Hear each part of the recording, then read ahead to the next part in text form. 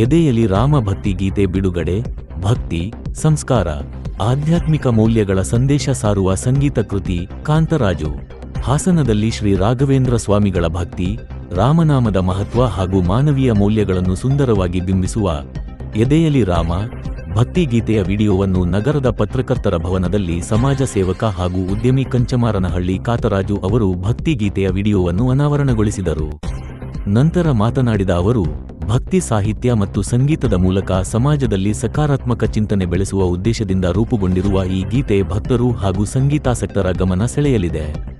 ಇಂದಿನ ವೇಗದ ಬದುಕಿನಲ್ಲಿ ಆಧ್ಯಾತ್ಮಿಕ ಚಿಂತನೆ ಮತ್ತು ನೈತಿಕ ಮೌಲ್ಯಗಳನ್ನು ಉಳಿಸಿಕೊಳ್ಳುವಲ್ಲಿ ಭಕ್ತಿ ಸಂಗೀತದ ಪಾತ್ರ ಅತ್ಯಂತ ಮಹತ್ವದ್ದಾಗಿದೆ ಎಂದರು. ಉತ್ತಮ ಸಂದೇಶವನ್ನು ಹೊತ್ತಿರುವ ಇಂತಹ ಸಂಗೀತ ಕೃತಿಗಳು ಸಮಾಜಕ್ಕೆ ದಾರಿದೀಪವಾಗುವ ಜೊತೆಗೆ ಯುವ ಪೀಳಿಗೆಯಲ್ಲಿ ಭಾರತೀಯ ಸಂಸ್ಕೃತಿ, ಭಕ್ತಿ ಮತ್ತು ಮೌಲ್ಯಗಳ ಬಗ್ಗೆ ಆಸಕ್ತಿ ಮೂಡಿಸುತ್ತವೆ ಎಂದು ಅಭಿಪ್ರಾಯಪಟ್ಟರು. ಎದೆಯಲ್ಲಿ ರಾಮ ಭಕ್ತಿ ಗೀತೆಯ ಸಾಹಿತ್ಯ, ಸಂಗೀತ ಸಂಯೋಜನೆ ಹಾಗೂ ಗಾಯನವನ್ನು ಸಿಎನ್ ನಾಗೇಶ್ ಅವರು ನಿರ್ವಹಿಸಿದ್ದು, ಶ್ರೀ ರಾಘವೇಂದ್ರ ಸ್ವಾಮಿಗಳ ಮೇಲಿನ ಅಚಲ ಭಕ್ತಿ, ರಾಮನಾಮದ ಶಕ್ತಿ ಹಾಗೂ ಧರ್ಮದ ಮಾರ್ಗದಲ್ಲಿ ನಡೆಯುವ ಬದುಕಿನ ಮಹತ್ವವನ್ನು ಹೃದಯಸ್ಪರ್ಶಿಯಾಗಿ ಹಾಡಿನ ಮೂಲಕ ಅಭಿವ್ಯಕ್ತಪಡಿಸಿದರು. ಸರಳ ಪದಗಳು, ಸುಮಧುರ ಸಂಗೀತ ಹಾಗೂ ಭಾವಪೂರ್ಣ ಗಾಯನದಿಂದ ಗೀತೆ ಭಕ್ತರ ಮನಸ್ಸನ್ನು ತಟ್ಟುವಂತೆ ಮೂಡಿಬಂದಿದೆ ಎಂದು ಶ್ಲಾಘನೆ ವ್ಯಕ್ತಪಡಿಸಿದರು. ಗೀತೆಯ ಬಿಡುಗಡೆಯ ಮೊದಲು ಸಾಮಾಜಿಕ ಜಾಲತಾಣಗಳಲ್ಲಿ ಬಿಡುಗಡೆಯಾಗಿದ್ದ ಟೀಸರ್ಗೆ ಉತ್ತಮ ಪ್ರತಿಕ್ರಿಯೆ ವ್ಯಕ್ತವಾಗಿದ್ದು, ಸಂಪೂರ್ಣ ವಿಡಿಯೋಗಾಗಿ ಭಕ್ತರು ಹಾಗೂ ಸಂಗೀತಾಸಕ್ತರಲ್ಲಿ ಸಾಕಷ್ಟು ನಿರೀಕ್ಷೆ ಮೂಡಿಸಲಿದೆ ಎಂದರು.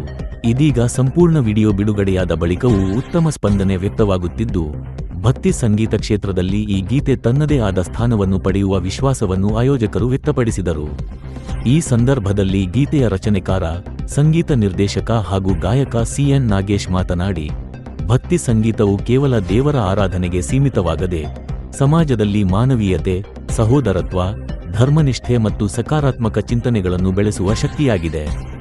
ಇದೇ ಉದ್ದೇಶದಿಂದ ಈ ಗೀತೆಯನ್ನು ರಚಿಸಲಾಗಿದ್ದು, ಎಲ್ಲ ವರ್ಗದ ಜನರು ಇದನ್ನು ಸ್ವೀಕರಿಸಿ ಆಶೀರ್ವದಿಸುತ್ತಿದ್ದಾರೆ ಎಂದು ತಿಳಿಸಿದರು. ಕಾರ್ಯಕ್ರಮದಲ್ಲಿ ವಿವಿಧ ಕ್ಷೇತ್ರಗಳ ಕಲಾವಿದರು, ಸಂಗೀತಾಸಕ್ತರು, ಭಕ್ತರು ಹಾಗೂ ಮಾಧ್ಯಮ ಪ್ರತಿನಿಧಿಗಳು ಭಾಗವಹಿಸಿ ಗೀತೆಯ ಯಶಸ್ಸಿಗೆ ಶುಭ ಹಾರೈಸಿದರು.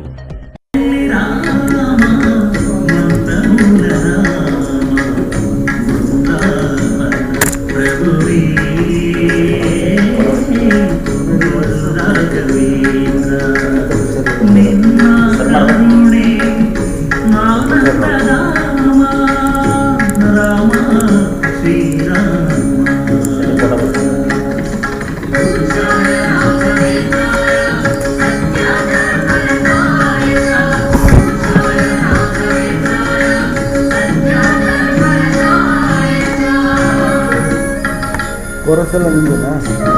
ಬೆಂಗಳೂರು ಸ್ಟುಡಿಯೋ ಕಡೆ ಸಂಗೀತ ಇರ್ತಿದ್ದಲ್ಲ.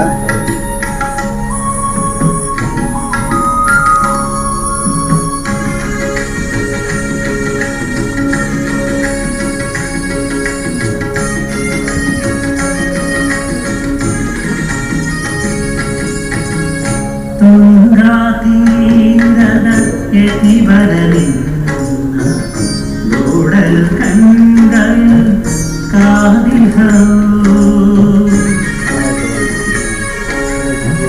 ರಾಘವೇಂದ್ರ ನಾಮ ಜಪಿಸಲು ನಾಲಿಗೆಯು ತಪಿಸುವುದು. ತುಂಗಾ ತೀರದ ಯತಿ ಬರಲಿ ನೋಡಲು ಕಂಡಳು ನಿನ್ನ ಪಾದ ಸ್ಪರ್ಶವ ಕೊಡು.